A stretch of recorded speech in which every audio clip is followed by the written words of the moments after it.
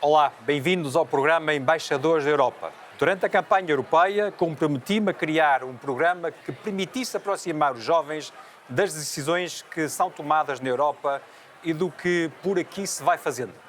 Foi assim que surgiu o programa de estágios Embaixadores da Europa. Um programa que durante 3 meses oferece a oportunidade a jovens estagiar no meu gabinete no Parlamento Europeu. A nossa primeira convidada é a Catarina Nabais. A Catarina é natural de Porto Alegre, tem 23 anos e é mestranda em Direito e Segurança. Durante a sua estadia em Bruxelas, a Catarina esteve fortemente envolvida no trabalho legislativo do meu gabinete, sobretudo na Comissão LIBE, a Comissão das Liberdades Cívicas, a Justiça e dos Assuntos Internos. Catarina, conta-nos a tua experiência. Antes de mais, muito obrigada pela oportunidade de aqui estar e de contar um bocadinho a minha experiência. Eu acho que começaria por dizer que tem sido uma experiência muito enriquecedora, tanto a nível profissional como a nível pessoal. É ótimo poder ter a oportunidade de quem tem a ambição de vir trabalhar e conhecer no terreno as instituições europeias, especialmente o Parlamento Europeu. Eu acho que é ótimo termos essa oportunidade e também gostava de agradecer pessoalmente relativamente a isso. Começaria talvez por falar um bocadinho do trabalho que tenho feito ao longo destes 3 meses, estou cá desde abril. Gosto muito de poder ter a oportunidade de trabalhar a nível com a parte legislativa, tanto com a parte do trabalho a nível da comunicação, seja na Comissão da LIBE, seja na Comissão da ITRE, ou mesmo termos a oportunidade de trabalhar com outro tipo de comissões que nós tenhamos gosto e nós queiramos ter mais conhecimento, pelo qual também acho isso muito interessante. Ok, mas Catarina, mas diz-me, tu, obviamente, antes de começar, quando te candidataste a este estágio, tinhas um propósito, tinhas um objetivo. Agora que estás prestes a terminar esse período, que avaliação é que tu fazes do teu desempenho, do teu próprio desempenho, tendo como ponto de partida aquela imagem que tu pré-concebeste acerca do que é o Parlamento Europeu, do que é estar no gabinete de um deputado ao Parlamento Europeu, o que aconteceu ao longo dos 3 meses está longe do que tu pensaste, está aquém? Qual é a tua percepção sobre isso? Eu acho que nós, antes de virmos para cá, é sempre muito difícil termos... Nós criamos uma expectativa, como é lógico, e, sinceramente, na minha opinião, a expectativa foi muito mais além. Acho que é completamente de outro mundo estar a trabalhar numa instituição europeia como esta, especialmente no seu gabinete. Penso que foi ótimo porque consegui desenvolver capacidades que não tinha na altura e consegui desenvolver muita experiência e capacidade de reação para especialmente trabalhar em áreas que talvez não fossem tanto as minhas áreas de formação e acho que é ótimo. Penso que foi muito importante essa experiência. Mas diz-me, tu és formada em Direito, e Segurança. Para fazer um mestrado na área de Direito e Segurança. Tu sabias, quando te candidataste, sabias qual era, entre aspas, o portfólio das minhas atividades, sabias que estava muito relacionado com as 2 comissões que falaste, a LIBE e a ITRE. Sabendo que a tua formação está mais associada à LIBE do que à ITRE, embora a indústria tenha uma afinidade grande com a defesa, hoje discute-se muito a relação da indústria, também a portuguesa, com o setor da defesa, mas havia assim alguma área na LIBE, sabendo que as áreas de ação da LIBE são muito abrangentes, olhando para a tua formação, para a tua expectativa de inserção no mercado de trabalho, havia assim alguma área em concreto dentro da LIBE onde tu mais quiseste trabalhar e depois perguntar-te agora se conseguiste atingir isso? Claramente, sim. Diria que a área das migrações para mim sempre foi uma área que eu tive muito apelo para e é uma coisa que hoje em dia se fala imenso, como é lógico. Inclusive agora também, mesmo em Portugal, nós tivemos a oportunidade de falar agora relativamente à lei da nacionalidade e penso que foi uma área que eu tive a oportunidade de conseguir explorar muito mais do que estava à espera, trabalhar diretamente com a Comissão da LIBE e foi uma área que sempre me deu muito gosto de trabalhar, portanto acho que isso foi muito importante. Relativamente à Comissão da ITRE, apesar de eu não ter muito conhecimento e muita mão de obra com a indústria, foi ótimo conseguir relacionar o setor da defesa com o setor da indústria, que hoje em dia está cada vez mais, fala-se cada vez mais e é muito importante também acompanharmos essa questão. Eu acho que, relativamente ao que o deputado me tinha perguntado, O meu mestrado em Direito e Segurança, nós trabalhamos muito com a parte de Direito Internacional, mas apesar disso, eu sinto que tive a oportunidade de conseguir acompanhar os ficheiros, fazer indicações de voto, fazer declarações de voto, tudo o que seja a nível legislativo, consegui aprendê-lo a fazer de uma forma que eu não sabia. Ou seja, eu acho que esse conhecimento só é possível de ser realizado e concretizado aqui. É algo que não nos ensinam nas universidades, é algo que não nos ensinam a fazer previamente, que é especialmente como é que se passa o processo legislativo todo da União Europeia, que é muito interessante porque nós falamos muito sobre isso, mesmo na licenciatura, mesmo no mestrado, mesmo no dia-a-dia, em conferências, etc. Mas eu sinto que nós não conseguimos reter esse conhecimento e só o conseguimos mesmo ter em conta literalmente como é, e é muito pormenorizado, como toda a gente sabe, aqui e a trabalhar diretamente com isso. Deixa-me pegar no tópico das migrações, que há pouco falaste, como uma área de que gostas em particular dentro do âmbito da ação da Comissão LIBE.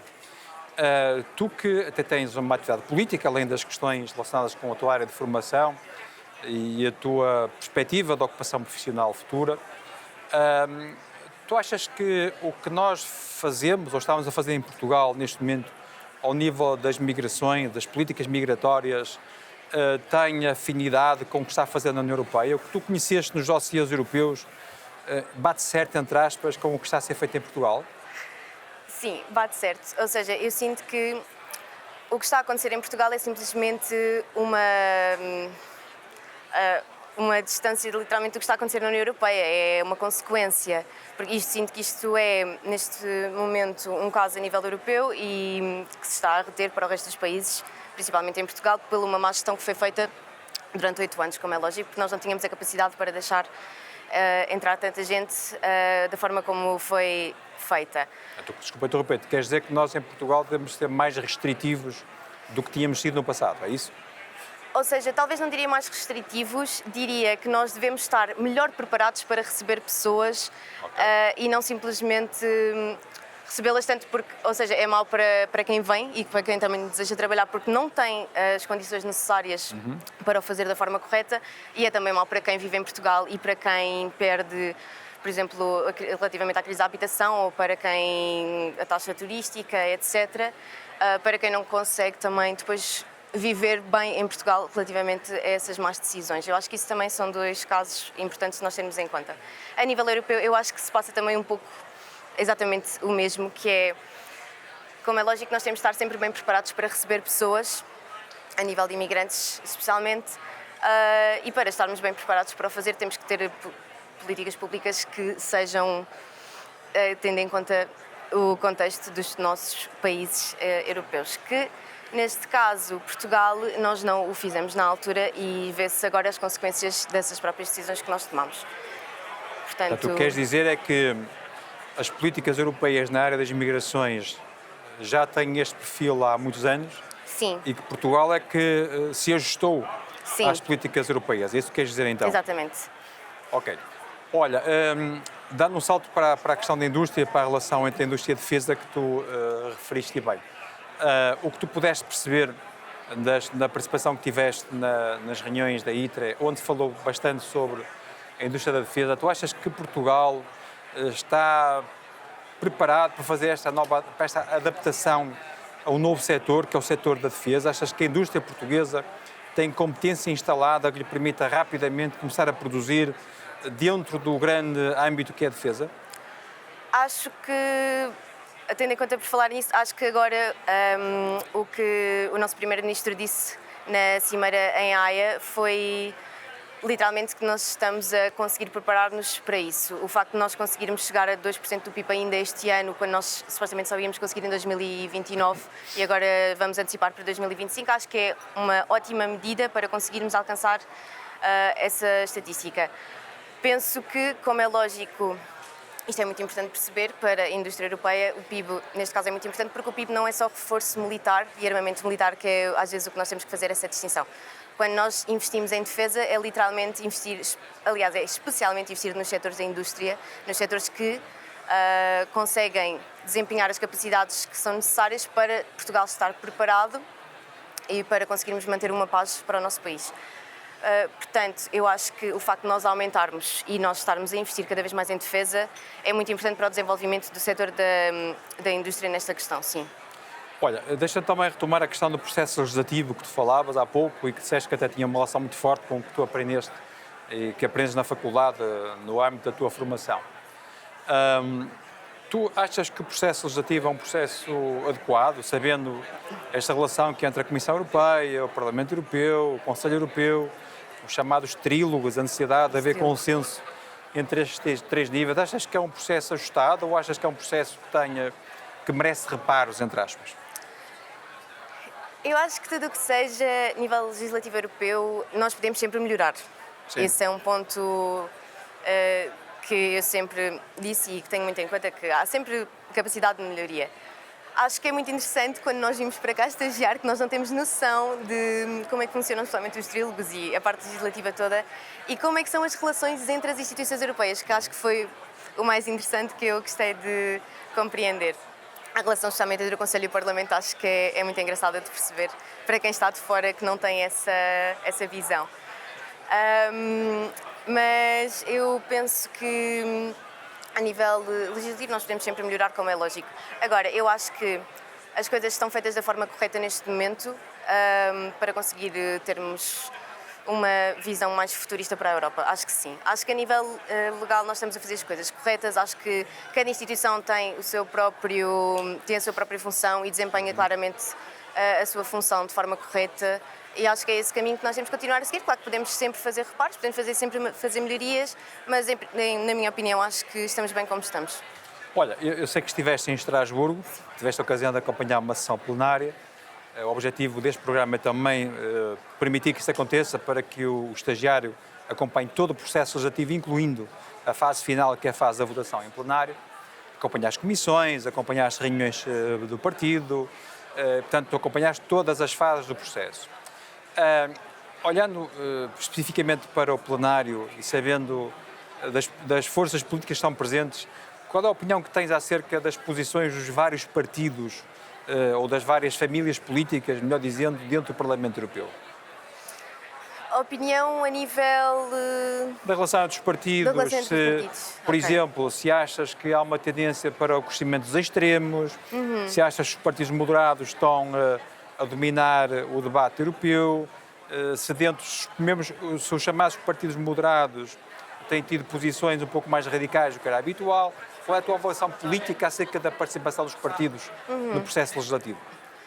Antes de mais, se calhar começaria por dizer que temos que ter em conta que os partidos que integram o Parlamento Europeu são feitos por outros partidos nacionais. Sim, eu acho que isso é muito importante porque isso manipula logo, entre aspas, a opinião direta deles, porque, como é lógico, cada um quer e bem ter melhorias para o seu próprio país. Portanto, cada um faz aquilo que deve fazer em prol do seu país, tal como nós fazemos em prol de Portugal.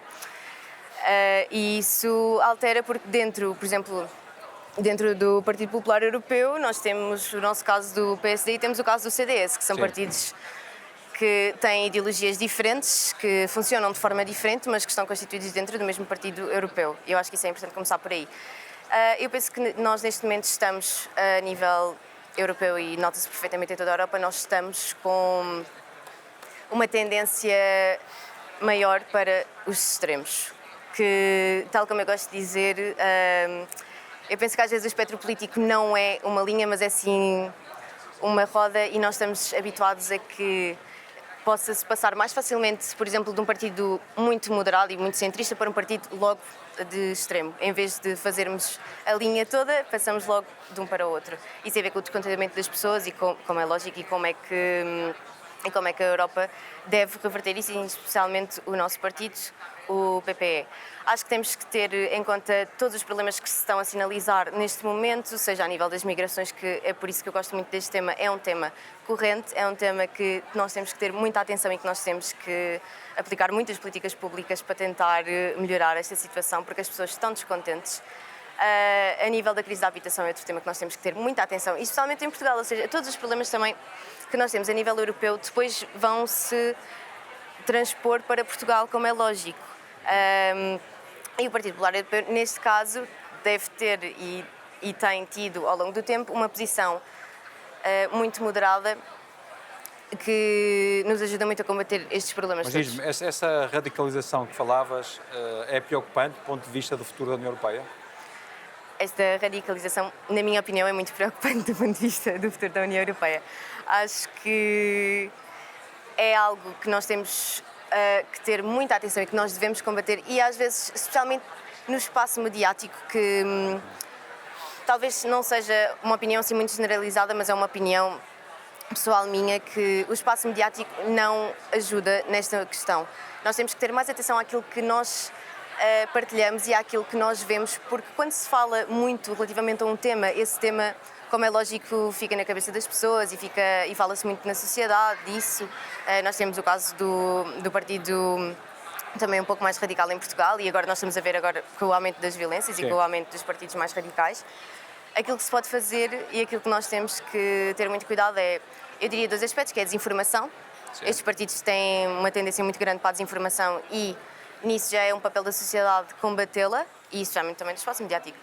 E é talvez não dar tanto palco a tudo o que acontece relativamente a esses partidos. Acho que se calhar não há essa necessidade. Muito bem. Catarina, olha, foi um privilégio ter-te no meu gabinete ao longo destes 3 meses. Obrigada. Foi ótimo receber-te, conversar contigo, também acolher as tuas ideias, as tuas propostas, e seguramente que a gente se vai encontrar por aí. Claro que Felicidades, sim, Catarina. muito obrigada, gostei Tá bem, imenso. felicidades. Obrigada.